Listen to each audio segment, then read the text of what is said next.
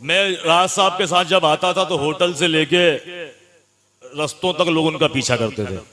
एक मतला सुनाना चाहता हूँ इसी मंजर में। क्या कहना? उरूज देख लिया है, सवाल देख लिया।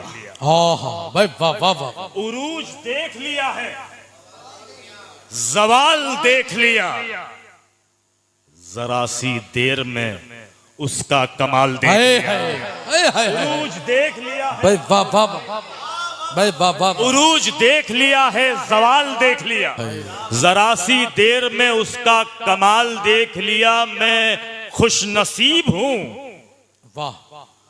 कदमों में पड़ा रहता था। वाह वाह वाह। मैं खुश नसीब हूँ, कदमों में पड़ा रहता था। कदमों में पड़ा रहता था। मैं वो फकीर हूँ, वलियों का हाल देख लिया। वाह वाह।